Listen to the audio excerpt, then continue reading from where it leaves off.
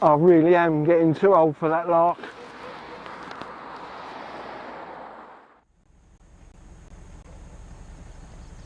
They say that sooner or later we take on the persona of our parents and that of their generation as well.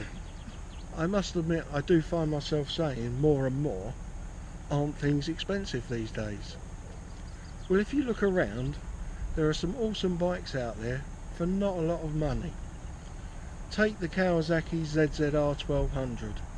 In the day, this bike was a real intercontinental mile muncher.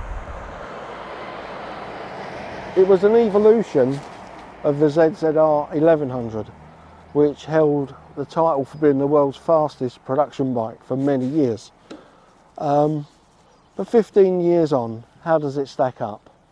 Well, let's take it out for a blast and find out.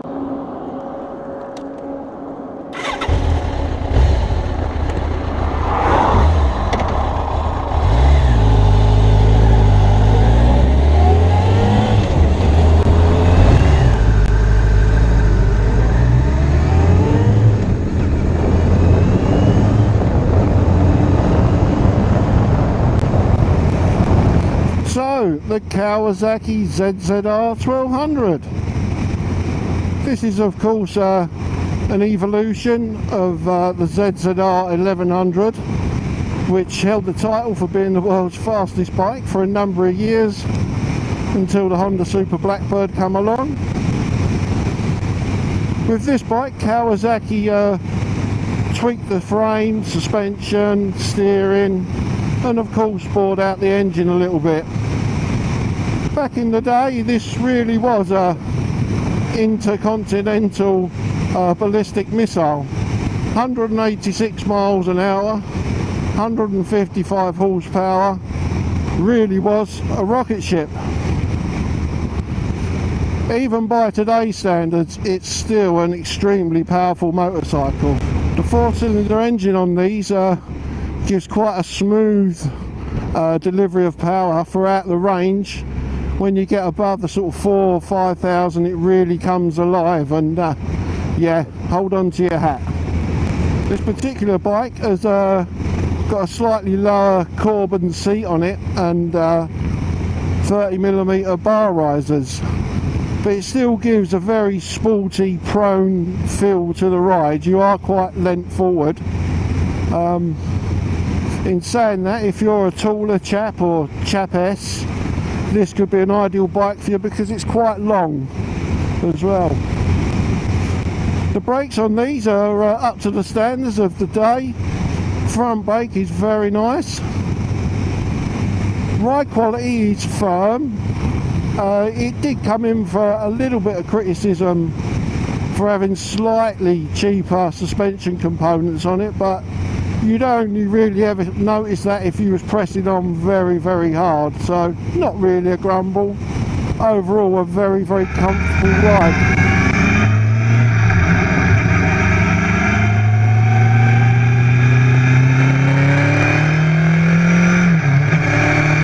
For such a big bike, it's quite comfortable at low speeds as well. You don't really feel the 240 kilo weight. Yeah, one thing's for sure, on a ZZR 1200 you're never wanting for much more power. This particular bike is a 2002 model. It's done about 33,000 miles. You'd never know it. Crisp, clean, tight, very sweet sounding engine. The actual condition of the bike has stood up very well. All your nuts, bolts, fasteners are all in great condition.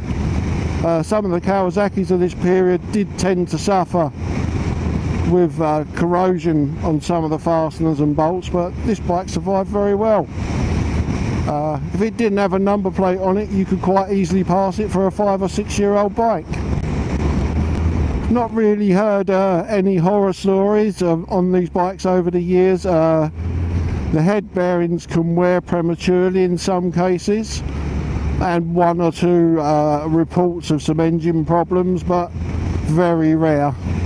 On the flip side to that, if you look around, there's a number of examples on the market with 80-90,000 miles on them, if not more. I actually even saw one example on an internet auction site with 140,000 miles on it and still going strong. So if you think of one of these bikes as a very sporty GT bike, would be the best way to put it. The handling on them is not quite as precise as say the Super Blackbird. It is more comfort based. If you're that sort of worried about handling, perhaps you should be thinking more along the lines of a 1000cc sports bike. This is more of your mild munching continental cruiser. Well, I say cruiser, intercontinental ballistic missile is probably nearer. Slightest twist of the throttle when you're away. You really have got no worries about power on one of these. Engine is stonking really. Sitting here at the national speed limit, very comfortable. Ride is firm. This bike has got a touring screen on it, and I do have to say the wind protection is very good. If I was to duck my head down an inch or two, I'd probably be, you know, really out of the wind altogether. So if you're thinking of getting something in this sector of the market, naturally the Super Blackbird would spring to mind. I would say the Blackbird is slightly faster, slightly more focused in the steering, generally a bit more sporty.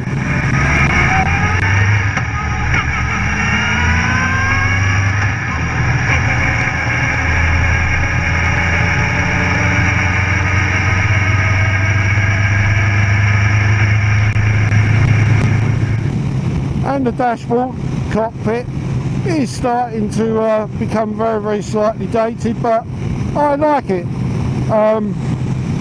The numbers on the speedo are slightly crunched up, but you've got luminous needles on the dials which help that out.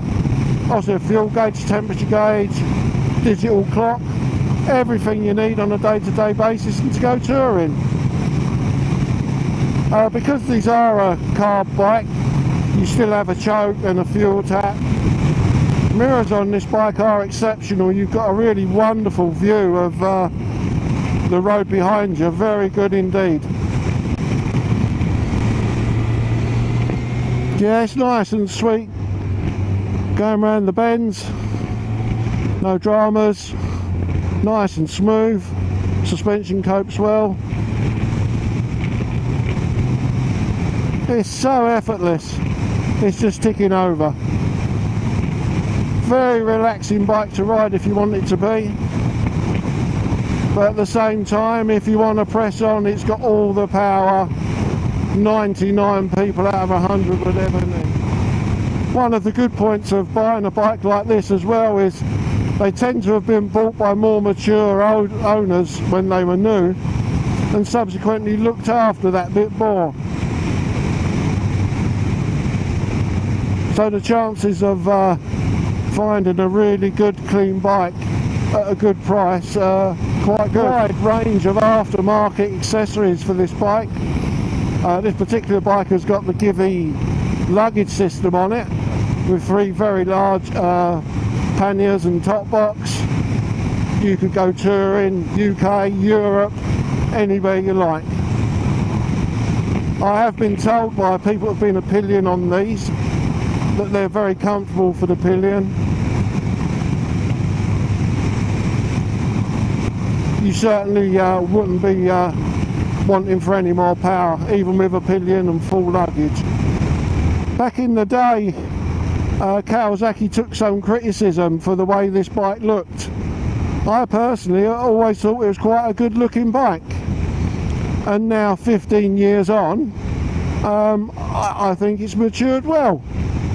And at the end of the day, I always say it's how a bike rides and makes you feel.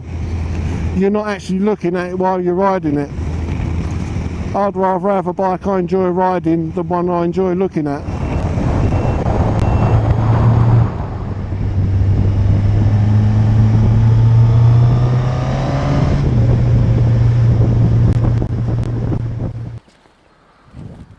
So, to sum up, the Kawasaki ZZR 1200. If you're looking for a big, comfortable, very, very powerful bike that you can go out on all day, all week even if need be, this could be the one for you. Now, there are people out there that argue that the Super Blackbird is a better bike, and in certain ways it is. Slightly more nimble, slightly more powerful. But this bike was the underdog. And for that reason, because it's not quite as fast and not quite as nimble, I think it's one worth considering, especially when you weigh up they're that much cheaper. Well, thanks for watching, have fun, and let's be careful out there.